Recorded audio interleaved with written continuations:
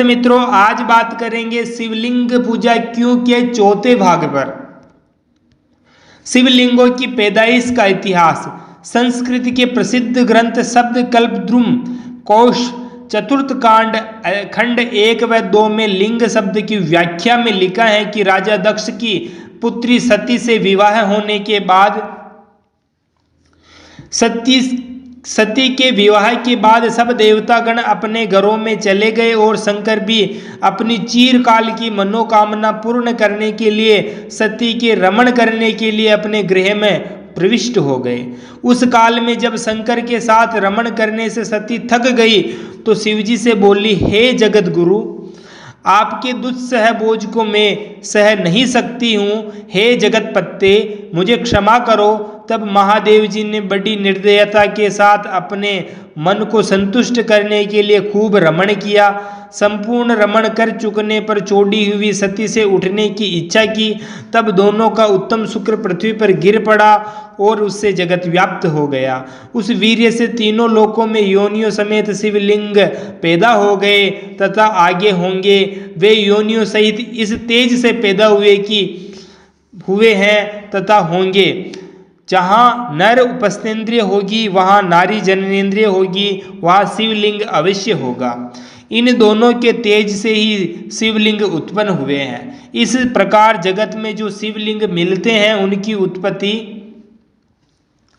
के संबंध में पौराणिक शास्त्रकारों ने उपरोक्त कथा अपने ग्रंथों में लिखकर यह बताया है कि उनकी उत्पत्ति भी शिव व सती के समागम के पश्चात शुक्र व रजपात के तेज से हुई है।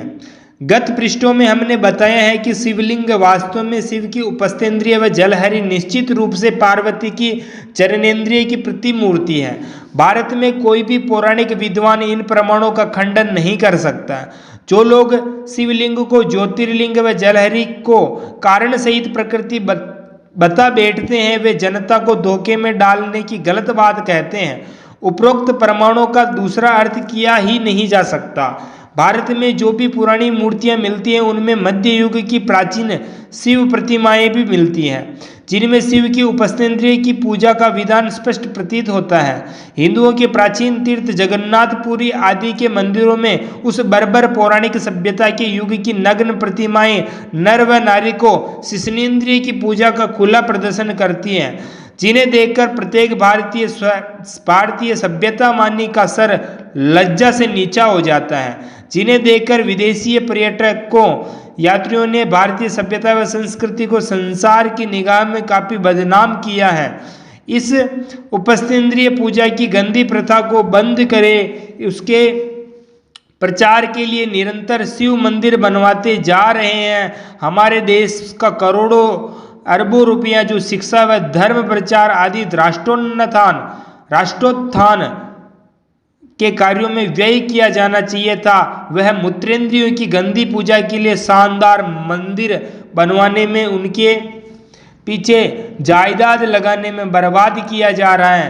जिन्हें देखकर मोहम्मद बिन कासिम, मोहम्मद गजनवी, तैमूर लंग जैसे विधर्मी एवं विदेशी सदा भारत भूमि पर आक्रमण करने और उसे लूटने पर हमारे देश के पंडित पुजारियों को भी समझ नहीं आई। आज भी इन ज्ञान विज्ञान के युग में हमारे देश की जनता मूत्रेंद्रियों की पूजा उपासना करने वाली बनी रहे, यह कितने दुख की बात है। मंदिरों की लूट का नमूना सन 712 में मोहम्मद बिन कासिम ने भारत पर आक्रमण किया और राजा दाहर को मारकर नारायण कोट का प्रसिद्ध मंदिर लूटा। उसमें 40 देंगे सोने की, जिसमें 17,200 मन सोना भरा था। 600 सोने की विशाल मूर्तियां, जिनमें एक एक मूर्ति 30-30 मन की थी। कई ऊंट भरकर हीरा, पन्ना, मोती, मणियां आदि लूट कर ले गए। इसके लगभग 300 वर्ष बाद मोहम्मद गजनवी ने नगरकोट का मंदिर लूटा। इसमें 700 सोना, 200 चांदी, 20 हीरे मोती व जवाहरात उनके हाथ लगे। अकेली एक जंजीर जिसमें घंटा लटक रहा था और जो 40 सोने की थी, सोने की थी। सोमनाथ के मंदिर में से हाथ लगी थी। इस मंदिर में असंख्य हीरा मोती मणियां सोना चांदी वह लूट कर ले गया। इस प्रकार भारत के हजारों मंदिरों का न जाने कितने मूल्य का माल विदेशी आक्रमणकारी सदा लूट लूट कर भारत ले जाते रहे। सोमनाथ के शिव मंदिर के शिवलिंग का एक टुकड़ा आज भी उसी समय की गजनी की मस्जिद की सीढ़ियों पर लगा हुआ है, जिस पर पैर रखकर नमाजी यवन मस्जिद में जाया करते हैं और वह टुकड़ा उनके चरण स्पर्श किया करता है।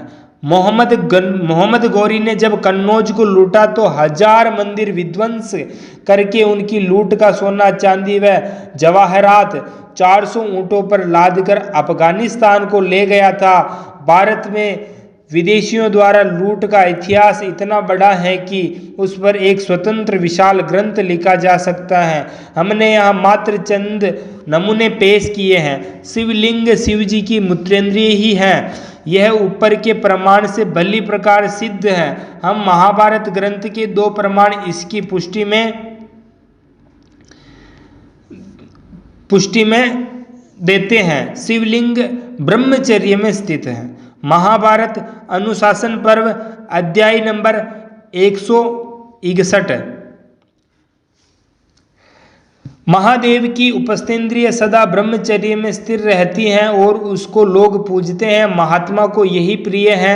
जो महात्मा की उपस्थेंद्रिय को पूजता है वह महात्मा के शरीर को पूजता है। वह बड़ी भारी संपत्ति को पाता है। ऋषि और देवता गंधर्व व अप्सराएं सदा उसी उपस्थेंद्रिय को पूजते हैं जो सीधा और ऊपर खड़ा है। इस प्रमाण से बिल्कुल स्पष्ट शब्दों में बताया है कि शिव जी की उपस्थेंद्रिय ब्रह्मचर्य में स्थित है। ब्रह्मचर्य का संबंध जननेंद्रियों के संयम द्वारा वीर्य की सुरक्षा से है। अतः साधारण बुद्धि वाला मनुष्य भी यह समझ सकता है कि शिवलिंग शिव जी की मूत्रेंद्रिय के अतिरिक्त और कुछ नहीं है। हम इससे भी स्पष्ट प्रमाण एक और देते हैं। शिवलिंग का उपस्थेंद्रिय होने का खुला सबूत महाभारत अनुशासन पर्व अध्याय नंबर 14। हमने नहीं सुना है कि देवताओं ने किसी और की उपस्थेंद्रिय की पूजा की हो, महादेव को छोड़कर दूसरे किसी की उपस्थेंद्रिय की पूजा की हो। सब देवताओं ने पूर्व काल में या अब की हो तो कहिए।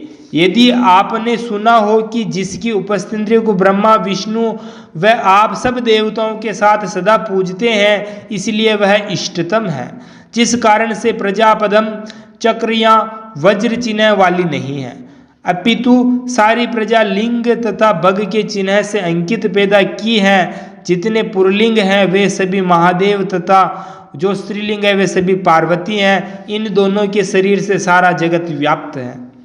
जगत में सारे ही पुरुष नर जो पुल्लिंग होने का चिन्ह धारण करते हैं वही चिन्ह शिवलिंग है, अर्थात शिवलिंग शिव जननेंद्रिय के अतिरिक्त और कुछ नहीं।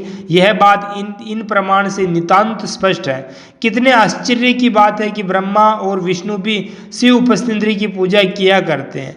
ऐसा प्रतीत होता है कि इन तीनों देवता कभी वाम मार्गीय हो गए होंगे और भैरवी चक्र में ये सारी ऊट पटांग हरकतें किया करते हैं। भगवान परम पवित्र है, ऐसा संसार के सभी मतवादी मानते हैं। अतः जो भी वस्तु सनातनी भगवान की प्रतिमा को छू जावे वह भी अति पवित्र हो जानी चाहिए। यह सब बुद्ध परस्तों का विश्वास है। इसी प्रकार शिवजी यदि देवता है तो उनको छू जाने वाली वस्तु, उनका मंदिर, उनके नाम, प्रसाद आदि सभी परम पवित्र माना जाना चाहिए। किंतु पुराणों में इसके विपरीत वर्णन मिलता है, जिसमें यह सिद्ध होता है कि शिवलिंग शिव जी की उपस्थेंद्रिय के अतिरिक्त और कोई वस्तु नहीं है। हम आगे और प्रमाण दिखाएंगे। आज तक यही आपका अपना YouTube चैनल है। धन्यवाद।